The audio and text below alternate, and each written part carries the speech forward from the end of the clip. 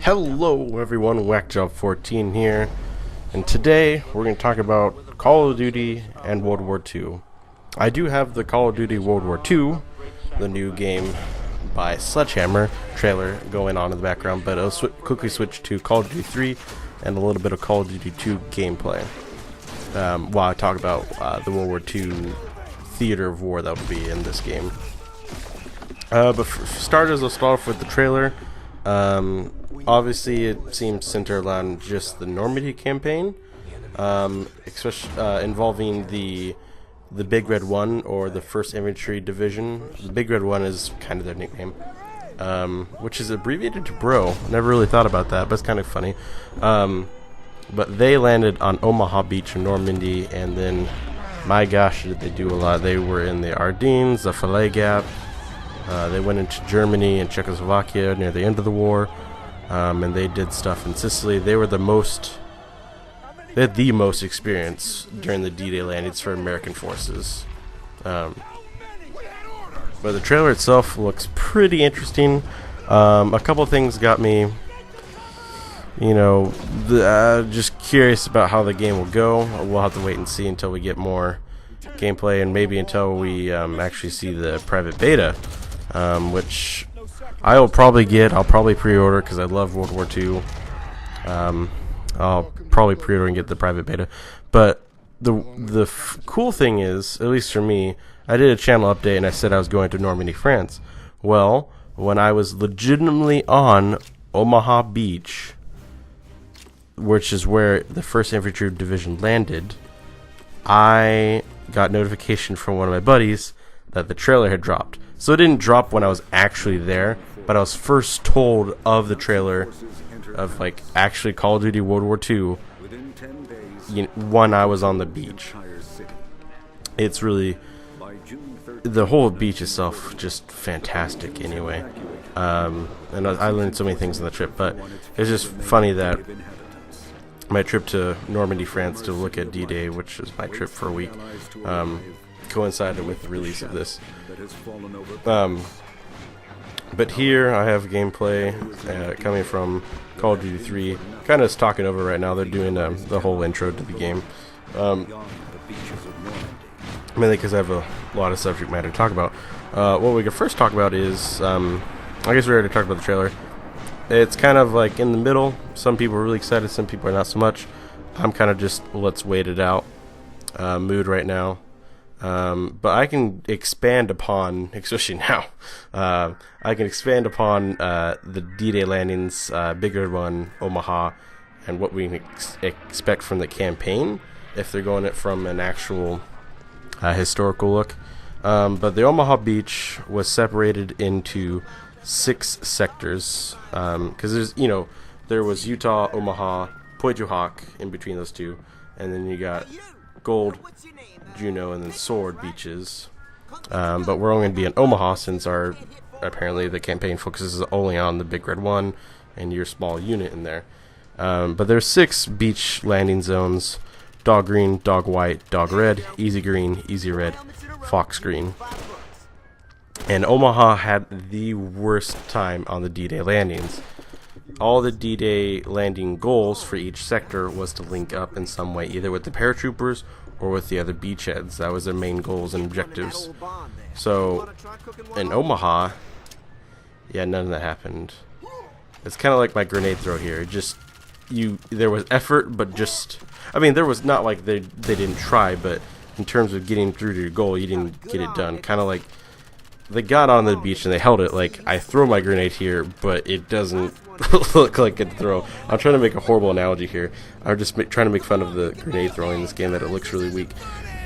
But on the landings of just Omaha, it was just obviously the highest casualty rate, but the roughest and the least amount of distance gone D-Day by far. A lot of that goes to just so many things. Bombardment was delayed, and they kind of landed.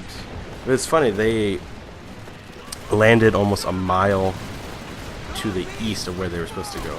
So if you were looking at Germany looking out the ocean, they should have been a mile to your left, instead they ended up a mile to your right.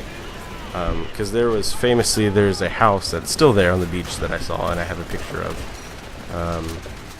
that famously historians said it should have been on Roosevelt Jr., who was a one-star general that landed, the oldest one, highest ranking, and the oldest one to land on D-Day that day. He landed with this house on his right, but historians said it should have been on his left. But he says it was on the right, and it makes sense because with the initial bombardment by all the sea vessels, that all the shelling would have happened, and there would have been smoke on the beach, and all the drivers would have gone. Because the ocean, when you actually go up there, you can actually see it for your own eyes. But the ocean comes in, if you're on the beach looking toward the English Channel, looking toward England, the water comes at an angle coming from the top left down to your bottom right, if you're catching my drift. And so it really does push you that way, and so it makes sense. And our tour guy, who studied at Oxford for 3 years and has done Normandy touring for 6 years and met veterans, more veterans than I can ever wish or even conceivably see now. He talked to so many, and it all makes sense that they ended up a mile away from the original target. The bombing was inaccurate. Later in the gameplay, the Call of Duty gameplay, I have obviously the D-Day landings with Point du Hoc. They put on 500 tons in one bombing run to take out the guns that was on Point du Hoc that everyone talked about. You know, that the game's about, at least the mission for that level is. They bombed 500 tons worth of bombs on top of Point du Hoc and only destroyed 1 out of the 5. The other 4, were famously moved away, and then 2 guys had to go blow it up. Which is funny because Call of Duty, there's 6 in there, even though there's only 5, and 1 was originally destroyed by the airstrike. Anyway, we're getting off topic. We're only talking about Omaha today.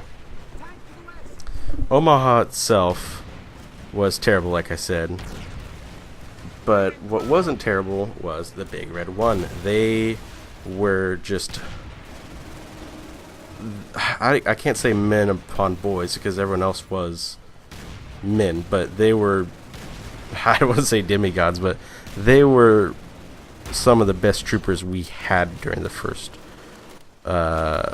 starting months of our Normandy campaign, because there other units like the 101st had no experience. 101st Airborne, I mean by that, or a 4th Infantry Division.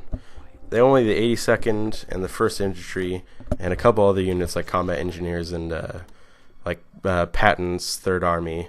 People like that had experience, but Patton wasn't used in the landings, and so they were very much the first experience. As the war came on with the Operation Market Garden and the Falaise Gap, I can never say that correctly. We got more experienced troops, but in the terms of just originally D-Day landing, just in terms of American sector, them and the 82nd were the only ones that had experience. But they had, my gosh, did they have a lot of it. So moving on, I like to talk about the Big Red One because they're currently stationed at Fort Riley, which is a base literally 30 minutes away from me, if that. And so I always hear them practicing drills with bombing practice and stuff like that. And you see soldiers around town where I live at, and you see the Big Red One patch, and I always think, I'm the guy that sees the patch and I immediately think of all their fights and all the wars and everything they'd ever been involved in. That's just, you get that stuck in your head, at least I do. But the Big Red One, World War I was where they first started, and they had action in Monte Dieter, I cannot pronounce that, Saint-Marne, Saint-Mahil, the Muez Argonne Gap, World War II, Morocco, Tunisia, Sicily, Normandy, northern France, Rhineland, Ardennes, and Central Europe, the Vietnam War during the Tet Offensive, Persian Gulf War, 2 different battles there, and then now they do the war on terrorism. I'm trying to go through kind of cool facts that some people don't know. You heard in the trailer their motto, no mission too difficult, no sacrifice too great, which is definitely the case because according to my guide and a couple other sites I've been chucking in, not that my guide wasn't really good or anything, or any books I've read, but officially there's 16 members of the division that were given the Medal of Honor during World War II. I assume that in the game, the guy you play, if you don't play multiple guys, if you play one guy, should have earned bajillion Medal of Honors by the time the campaign's done, but that's the campaign. But speaking of the campaign, there was one thing I noticed in the trailer that I can mention now, just because it brought it to my head. Thinking of Medal of Honor, I was thinking of all the action set pieces in the trailer. In the trailer, there's a moment where there's a German planes attacking our main characters. It looked like, at least, and it's weird because at that time of the war, Germany really didn't use planes a lot. So if it's a one-off deal, like 2 random German planes were out there and started attacking them, that's all fine and dandy. But if it's a consistent thing, that is not historically accurate. Because of the Battle of Great Britain, battle over Great Britain, Germany had so little aircraft, so little, and they knew the Allies had air superiority. Eventually, at a certain crossing point, the Allies started getting more and more air superiority in Normandy, to where the Germans literally gave up. They thought instead of just wasting the stuff they have, it'd be better to pool the resources, continuing making more airplanes and training new pilots, than just continuously wasting as soon as they get them.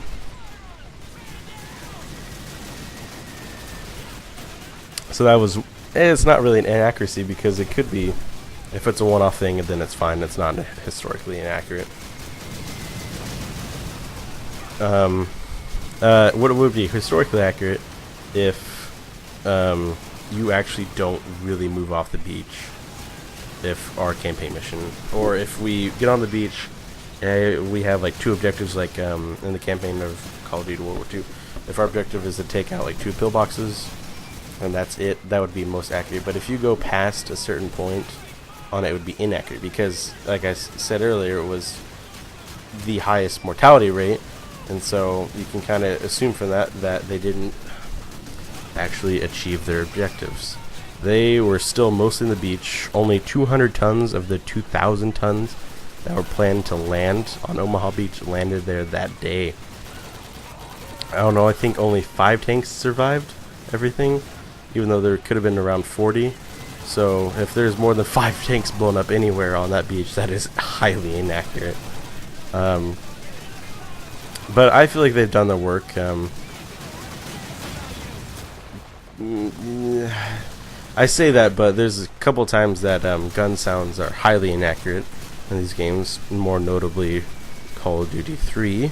But Call of Duty 3 did have a couple things that were highly accurate. For one thing, unlike that body morphing through the ground there, in Call of Duty 3, I think I have it on there, there is a mission where you take off in a plane with what sounds like a Scottish guy and a British guy, and Lord knows what the hell kind of name Doyle is. That could be anything British or anything like that. But during World War II, there was instances where the Allies dropped 3 members of different nations, of varying Allied nations, usually American, British, and French, deep into French territory, which you think's weird, because a Frenchman, why would he be dropped into his own territory? But when Germany had occupied France, and I just killed my own man, this is awkward. When the Germans had occupied France, many French left with Charles de Gaulle when he left early on in the war for France, or the battle for France, I should say. And so those were actually trained military personnel. And so they jumped with an Englishman and usually American, sometimes switch around. Those 3 would jump with supplies and certain things, with certain objectives to do throughout Normandy, and they would just create chaos, essentially, agents of chaos. But not as much as you think. As we got closer and closer to D-Day, the Allies' goal was actually for French resistant fighters to not do anything. They didn't want the Germans to know anything was good. They didn't want more bodies around France to have plans of the mission. There's actually a big story about how much the Allies wanted to keep the secrets from Germany about D-Day.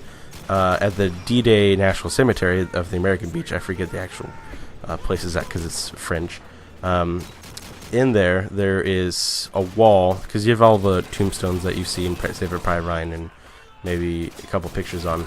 You have all those, but behind there, in the back of the cemetery, in the technical back, even though it looks like the front, there's a wall, and it's for all the names listed that the bodies were never found. And you'll see a ton of a certain division. That division was practicing D-Day landings where their boat got sank by 2 random German PT boats and were sunk, and their bodies were never found. And on the bodies, some of them had D-Day plans, so the Allies actually go and rake the ocean to find the bodies. Divers and everything to find the bodies, to get them, even if just the small chance one of them had a document listing D-Day, a day or a beach or anything like that. And the families were notified only after D-Day landed, and they were told they died on D-Day. It wasn't until, I believe I read that it was the 70s or 80s where the families were actually told that was a lie. Your son died actually training for D-Day, but we couldn't tell you because we didn't want to ruin D-Day, like the secrecy behind it, and they were embarrassed. But the Allies were very secretive in that, and so that's why the French were not heavily involved, at least the French that were in occupied France. Were not heavily involved with the D-Day. They were after the Allies paratroopers landed. Then they had specific tasks to do, and it was very difficult to keep them in the loop of when to do it.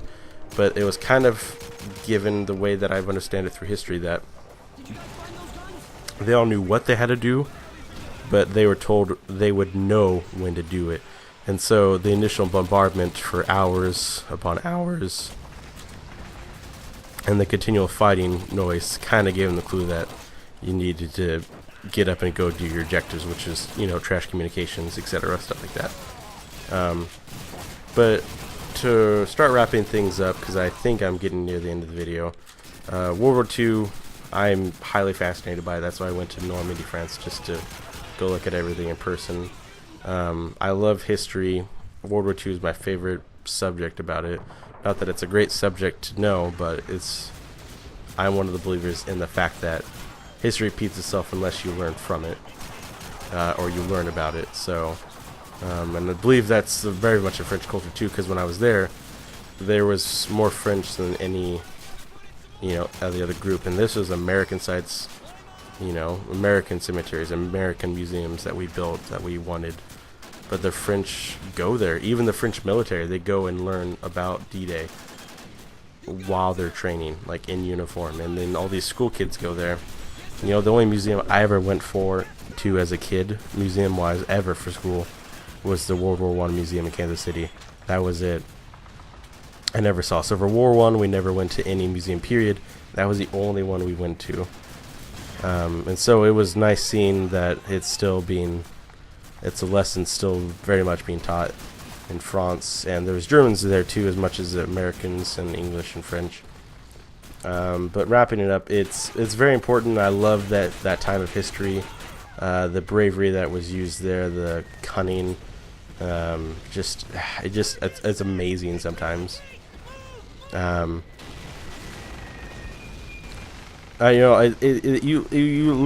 lose just like there. You lose your words after seeing some of the locations there on D-Day. Going to see Pointe du Hoc and literally looking over the edge at the cliff that even in this game, inaccurately descripted because they had everyone going up ropes, they did it barehanded. There was only X amount of rangers, way less than what the game gives. The game gives way more. That's great. Sounds weird. But they were climbing up by their gosh damn hands. Their hands, bare hands and knives, like their bayonets, climbing that wall. Since almost all the ropes didn't really work because they're too heavy from being bogged down by water. It's just nuts the amount of bravery went into this, and I really hope the game, really shows that without screwing up too much. Because Because even in Call of Duty 2, the bunker, not the bunker that I'm about to go capture right now that I'm throwing grenades at, but the one after that, that bunker is 100% real, 100% you can go walk into it, same exact thing. You know, I want that, but consistently throughout. I don't want some garbage campaign that doesn't have any of that. And I think I have high hopes for Sledgehammer for doing that. But that's all my opinion. I'm right now tentatively waiting for the game to more in depth. But if it goes anything like parts of Call of Duty and not much of Call of Duty 3, I think we'll be fine. I think it'll be accurate and purposeful and actually give respect where it's needed and where it's due. So that's it for me. I hope you guys watch it. I know that was a mouthful, but I love the subject and that's my favorite subject. So hopefully you can leave a like or subscribe, and I'll see you guys in the next video. Bye-bye!